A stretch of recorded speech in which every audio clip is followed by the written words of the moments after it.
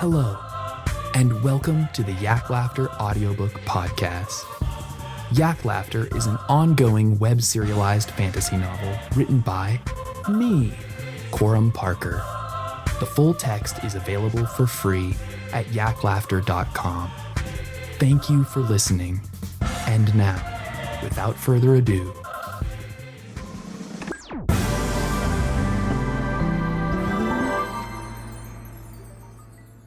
Chapter 2, The Secret. 1. The weirdest day of Ez's life kept getting weirder.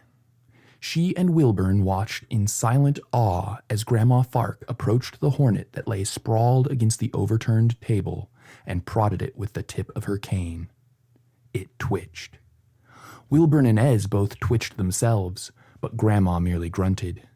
She stumped over to inspect the other hornet, the one that wasn't squashed beneath the door, and, finding it sufficiently dead, she wrenched the axe free, stumped back to the first one, and calmly beheaded it with a stroke. "There," she said. She flicked a gob of gore off her sleeve. Then she rounded on Wilburn. "So," she said, planting both fists on her portly hips, "what's your mother let you get up to this time?" "I beg your pardon." Ez struggled to her feet, shaking as much from indignation as from shock. She fixed Grandma with a glare that could have pickled a rhinoceros. The older woman's eyebrows arched in scorn, but when she spoke, her tone was simperingly girlish. "I brought a pie," she said. "Lemon meringue. It was Jack's favorite, you know. I just hope I haven't underdone the crust." It was the very falsest of false modesties, for Ez knew full well that Grandma's pie, like everything she cooked, would be a masterpiece with which God himself could not find fault, whose flavor could not be spoiled even by Ez's bitterness. Any other evening, Ez would have dutifully paid Grandma the homage that she clearly felt entitled to. Right then, however, Ez was in no mood for beating around the bush. "I don't want pie," she spat. "I want to know what the hell just happened, what these things are, and why they broke into our house and tried to kill us." "I want pie," Wilburn piped up. "Of course you do," Grandma told him, rumpling his hair. She grimaced as her hand came away coated in green slime. "But we mustn't have dessert until we've eaten our supper. I'm sure your mother tried her best with it." Ez opened her mouth to say something she knew she would regret. But the fight suddenly went out of her, and she dropped into a chair instead, overwhelmed by weariness. All that cleaning for nothing, she thought dully, as if that were her biggest concern. For a moment, it almost seemed a look of sympathy crossed Grandma's face. But then it turned into her usual pursed-lipped expression of maternal disapproval. "You go on and have a nice sit," she said. "I know you modern women don't lose sleep over a dirty house. Me, well, I suppose I'm too old-fashioned to loaf about when work needs doing. You won't mind if I tidy up, will you?" "Be my guest," Ez said with a hollow chuckle. Tidy up indeed. The cottage was all but destroyed. "I am your guest," Grandma said reprovingly. But Ez, who'd run plumb out of dams to give, just shrugged. Grandma Fark clucked her tongue and shook her head. Then, clamping her cane under her armpit, she took hold of one of the decapitated hornet's legs and made a show of trying to drag it toward the doorway. "Wilburn," she said meekly, "would you please come give your grandmother a hand? These poor old bones ain't got much strength left." Wilburn eyed the corpse reluctantly, but Ez got to her feet. Grandma had won, just as she always did, and always would, for it was Grandma's game. It didn't matter if Ez didn't want to play. The game would play her, one way or another. With a sigh, Ez grabbed one of the dead bug's legs. Wilburn followed her lead, and together the three of them hauled the creature outside, where night had fallen extra darkly.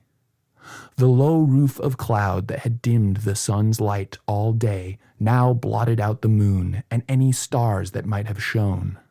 A chill wind whooshed around the trio as they dragged the hornet down the path away from the cottage.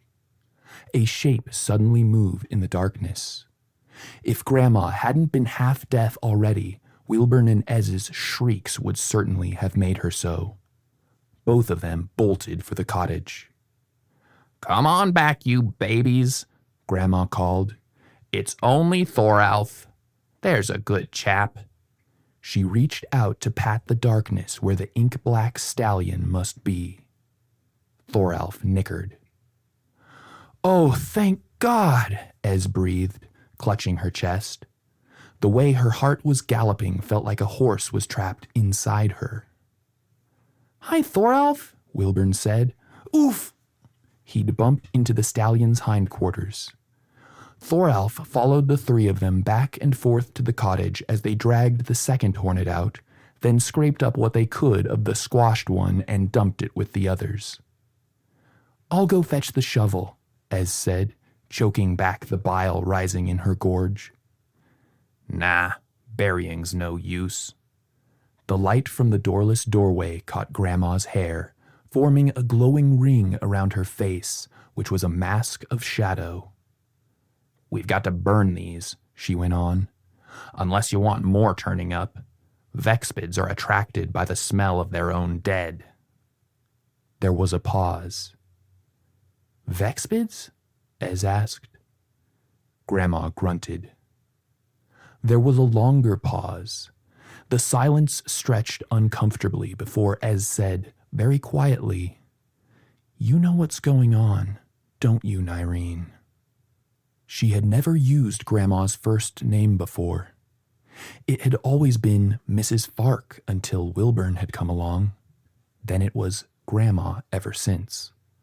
And she did not do so now out of friendliness. "Don't you," Ez said again, cold fury in her voice. Grandma stood stock still, seeming to consider. Then she said, "Step back a smidgen, both of you." Then she said something else, a word that resonated as if a bell had been struck. Ez heard it distinctly, but she couldn't have repeated it a moment later, not one syllable. The word passed straight through her mind without sticking, but she felt it, a great wheel turning, a machine of uncountable pieces clicking into place. The sink, the power. It was everywhere, everything, infinite yet intimate, closer than her own heart. The heap of hornets burst afire. 1 second, pitch darkness. Next second, blinding light as flames roared high into the air. The flames were green, green as the summer grass in sunshine. Ez staggered. Wilburn whooped. The fire devoured the hornets in a blink and dwindled away to nothing. A few emerald embers floated on the wind. Then all was dark. 2. "Explain," Ez snarled, seizing Grandma by the collar of her jacket. "I'll try," Grandma said coolly. "After supper." She shook Ez off and trudged back to the cottage, which remained a disaster. Gone were the monstrous insects, but gallons of gore still caked the walls and floorboards, across which shattered tableware and pieces of the ceiling mingled. Grandma planted herself in the center of the mayhem and began to pivot slowly in a circle, waving her cane and muttering. Ez felt it again. The power. The sink. The hornet slime began to slither bit by bit toward the fireplace, where green flames shot up from the sodden embers, licking the underside of the cauldron, which still hung from the pot crane and, by luck, had kept its lid on. Ez and Wilburn stood transfixed. When every last trace of the monsters had been burnt away, Grandma turned her attention to the ceiling. She drew a complicated pattern in the air with the tip of her cane, and as she did so, broken planks flew up and patched over the hole. But it was a most unsightly fix. If Ez hadn't known better, she would have taken it for the work of a severely drunken carpenter. Grandma clucked her tongue and shook her head, leaning heavily on her cane as she surveyed the repair. "Well," she said, "it'll keep the rain off." She sounded exhausted. And despite what she'd said earlier, she went and sat down in a chair while Ez and Wilburn did the rest of the work. It took them the better part of an hour to sweep up the smashed dishes, right the table, and rehang the door, whose hinges had been badly twisted by whatever force had ripped it from its frame. Ez got the thing to latch again, but it wouldn't swing smoothly anymore, nor quietly. By the time she'd finished, the fire was back to burning its regular color, and the soup was once more vigorously gurgling. In fact, looking around, it was hard to believe the place had ever been attacked by giant insects. Grandma refused to say a word about the miracles she had performed, claiming she could not explain properly on an empty stomach. And since none of them could muster up the energy for small talk, they ate silently, except when Grandma said, "Needs salt," upon first tasting Ez's soup. Coming from her, this was almost a compliment. Ez had to admit the soup had turned out pretty well, better than she could have hoped. In fact, it might have been the best thing she had ever cooked. Everyone scraped their bowls clean. The moment Grandma set her spoon down, Ez snatched up the dishes and returned bearing the tea set. "Haven't you got something stronger?" Grandma asked, wrinkling her nose as Ez poured tea for her. "Nothing but cooking sherry," Ez said. Grandma snorted. She glared at her tea, muttered a word, twiddled her fingers. The sink. The pale yellow liquid became dark as blood. "There," Ez said furiously, pointing at the cup. "What you just did. I want to know. You've had your supper. Now explain." "I turned the tea to wine," Grandma said. "I see that," Ez said. "How?" "Magic." "But it's real." Grandma tapped her nose. "To be precise, magic is only real for some people. And you're one of them now, because of Wilburn, because he's a wizard." Grandma turned to him. "What did you do, boy? Out with it." Wilburn quailed under her stern gaze. "I was flying a little," he mumbled. "Mm-hmm," Grandma said, as if she'd been expecting such an answer. "Let me guess. You flew until you passed out in midair and nearly broke your neck." Wilburn's jaw dropped. "How did you know?" "Because," Grandma said. Then, quite unexpectedly, she burst into tears. Wilburn and Ez stared in astonishment. Grandma Fark didn't cry. Not at Jack's funeral, nor at her husband Loy's. She was a creature of stone, dry as the Skohazadak Desert. Yet there the tears were, streaming down her face. "Sorry," Grandma gasped, wiping her nose roughly on her napkin. "But Jack, your father, did the exact same thing when he became a wizard. And he was exactly your age, too. Oh, Wilburn!" She whipped off her glasses and clamped a hand over her eyes, her mouth contorting. The blood drained from Ez's face. "You don't mean," she said in a choked voice. "You don't mean Jack was all along?" Grandma nodded, sobbing into her palm. Ez felt like she was falling through the floor. The notion that Jack would have lied to her for all those years, that he would have kept such a profound secret from her, it was the greatest of betrayals. Grandma sniffed violently and shoved her glasses on again before raising her eyes to meet Ez's. Sorry, she repeated. I know this isn't what you want to hear.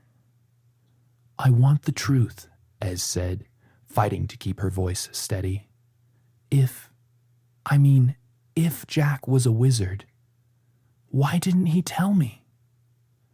Because magic is more than a secret, Grandma said.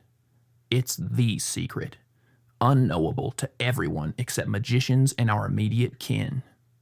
Most people can't observe magic or learn of it by any means, no matter how hard you try to enlighten them. Jack tried, Ez. Believe me, he never stopped trying. It's impossible. Test it sometime now that you're in on it. Try explaining magic to an outsider. The words will turn to scrambled egg in your mouth.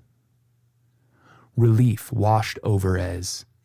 If Jack had really had no choice, if he had tried his best to tell her, he was blameless.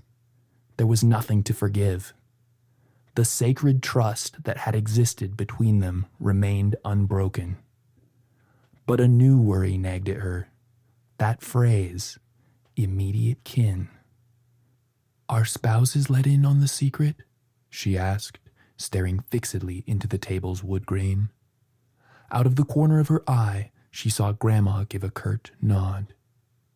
That's why Jack pushed so hard, Ez said, for us to marry. I didn't think the ceremony mattered. Ritual magic, Grandma said quietly. Unfortunately, love alone won't cut it, no matter how true it might have been. Tears burned in Ez's eyes. I'm such a fool, she said. Grandma did not correct her. Can you do gin? Grandma reached over, and when she withdrew her hand, the tea had turned as clear as water. Ez gulped it in one. The gin burned bracingly on its way to her stomach, dampening the ruckus of her emotions. Grandma drank deeply from her own cup. Both women understood what subject must be broached next, and neither one wanted to face it. Wilburn, sensing this tension, looked back and forth between them in concern. Finally, Ez drew in a deep breath and asked, How did Jack really die? 3. It had been 7 years since that hot summer day when Grandma Fark had turned up unannounced, bearing the news that had broken Ez's heart. Jack had been murdered by a gang of outlaws on the road to Red Cherries, where he and his woodwind quintet were scheduled to perform. That was the story, anyway, which Ez had believed for 7 years. Now she was sure it was a lie. She waited for Grandma to speak, but when she did, it was directed toward Wilburn. Your father was a good man, Grandma said. Brave and generous and honorable. But her shoulders slumped. He was a criminal. It wasn't evil what he did, not really. He was a good man. It was the people he did business with. She shook her head forlornly. Jack was part of I suppose you'd have to call it a cartel. A sort of network of individuals with ties to the Islorian Guild. He didn't talk about it much. Didn't want Loy and me to be complicit if he ever got caught. Told us he was a courier of rare imports. Well, we could read between the lines. He was a smuggler, and no mere tariff ducker either. Banned materials is what I figure. Magical narcotics like ibib-jib or galafferite. Stuff that makes whiskey look like mother's milk. Of course, Jack never told us what he brought across the border, or what happened to it afterward. He hinted that the guild was the supplier, that he was one in a series of middlemen. Whatever it was, the product must have been extremely valuable. Probably made in Isloria and trafficked through New Trapaban, then handed off to Jack in the Skohazadak so he could sneak it into Argolon. A scheme like that was bound to backfire eventually. Jack swam with sharks, but he was never really one of them. And in the end, they turned on him. Grandma stared glumly down into her cup. I told it true, Ez. He was murdered by outlaws. I just left out the part about him being one of them. Ez frowned. This revelation didn't shock her as much as Grandma seemed to expect. Ez had been well acquainted with Jack's disdain for authority, his willingness, perhaps even eagerness, to break laws if he considered them unjust. In truth, she'd always found his swashbuckling ways rather attractive. Jack had hinted, all but outright confessed, that his woodwind quintet earned extra money via petty, and Ez had to assume victimless, crimes. Jack Fark an outlaw? It made perfect sense. Killed by his comrades, though? Something was missing from that story. Ez narrowed her eyes at Grandma, who responded by jutting her chin subtly at Wilburn, as if to say, "Not in front of the boy." Ez returned the tiniest of nods. She would force the details out of Grandma later, after Wilburn went to bed. For now, probably best not to fill his brain with further tales of his father's crimes, given how badly Wilburn wanted to be like him. Grandma seemed to be thinking along the same lines, for she said, "Your father screwed up, Wilburn. He would want you to learn from his mistake, not copy it. I'm sure if he were here, he'd tell you not to break the law. He'd tell you to choose better friends than he did." "Okay," Wilburn said. "Can we have pie now?" Grandma blinked at him. Ez had to hide her smile.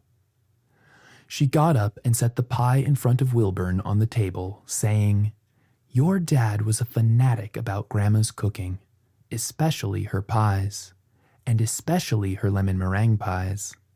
He always insisted that he be the one to cut it. It was sort of a tradition. Here." She offered him the handle of her hunting knife, which had been given a promotion following the snapping of the kitchen knife. Wilburn took it from her solemnly and sliced into the pie with the air of a surgeon.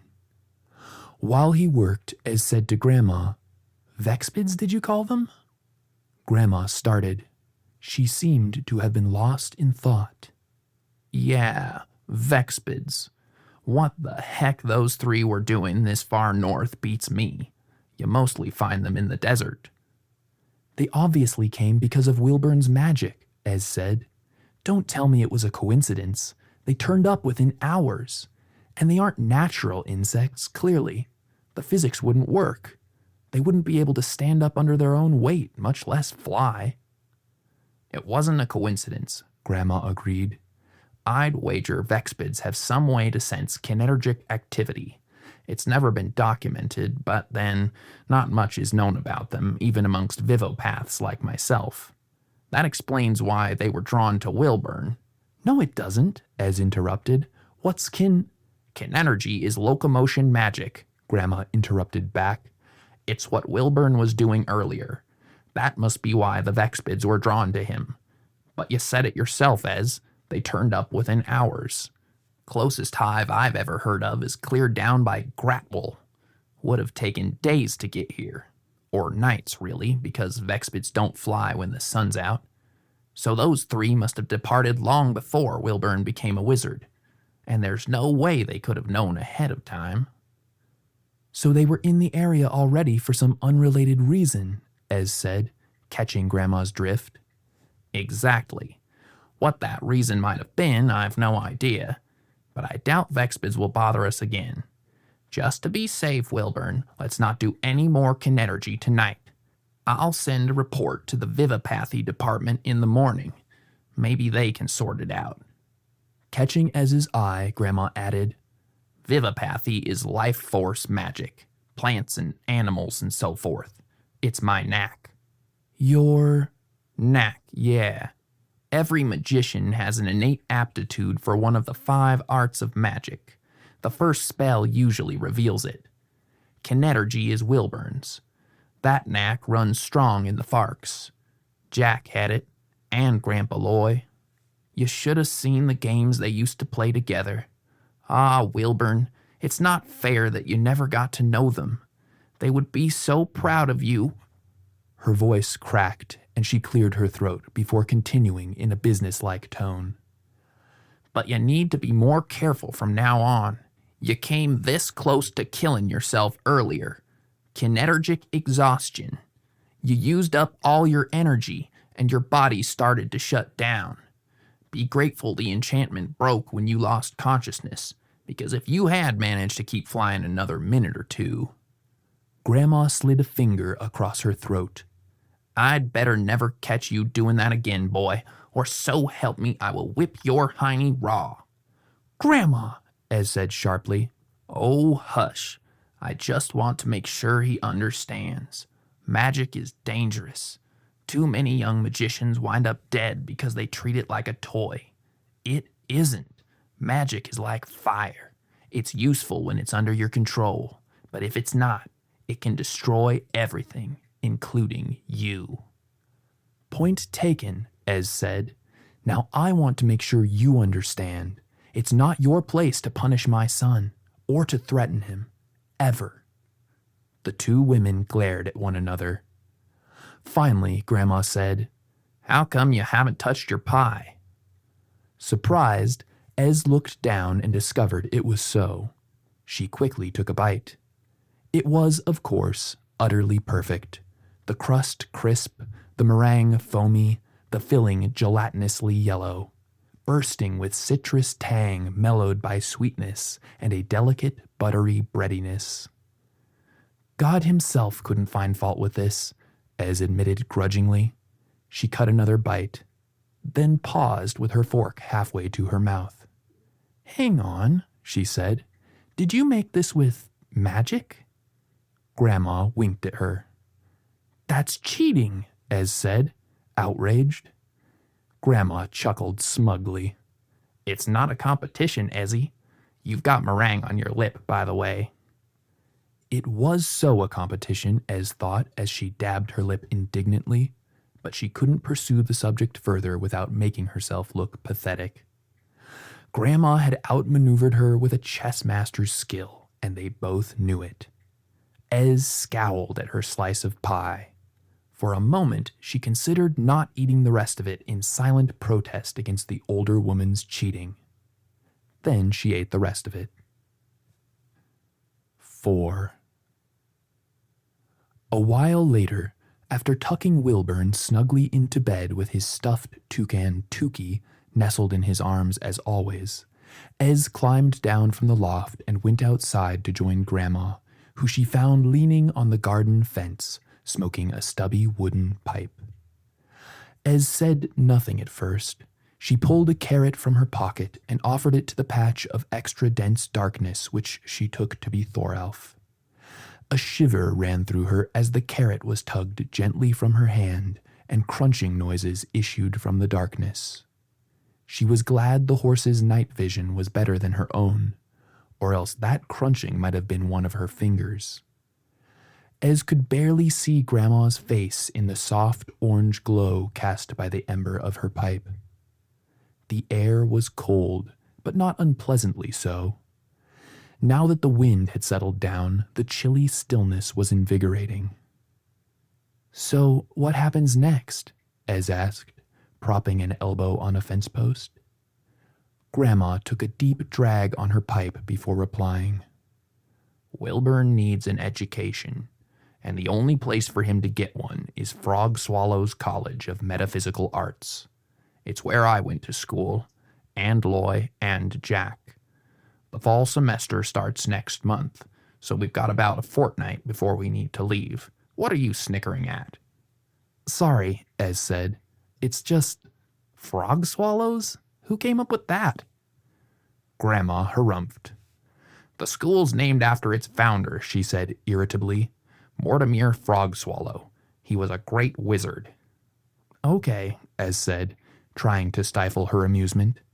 She was feeling a bit slap-happy after the circus of a day she'd had. So many questions were bouncing through her mind that it was difficult to choose which to prioritize. She wanted to learn more about Jack's life as a magician, about his death as an outlaw. But right now, what mattered most was her son's future, not his father's past. Before she could marshal her thoughts, however, Grandma said, "I'm bushed," and began tapping out her pipe. Feeling a little disappointed, Ez fed Thoralf the last carrot in her pocket and turned to follow Grandma to the cottage. Then she stopped. "I just remembered something." "Hmm?" Grandma's voice said out of the darkness. "When those Vexpids landed on our roof, Wilburn said, 'She's here,' as if he was expecting someone. But I never got to find out what he meant. Right after he said it, they attacked, and I forgot until just now." "I doubt it's important," Grandma said. "He was recovering from kinetergic exhaustion. He was probably just confused." The pair stood silent for some time. Then Grandma said, "Unless..." But Ez suddenly shushed her. "Do you hear that?" she whispered. They listened. From the darkness came a sound, as yet still faint and far away, hardly perceptible at first, but growing louder with each passing second. A sound to make Ez's blood run cold. It was the low, thrumming buzz of wings.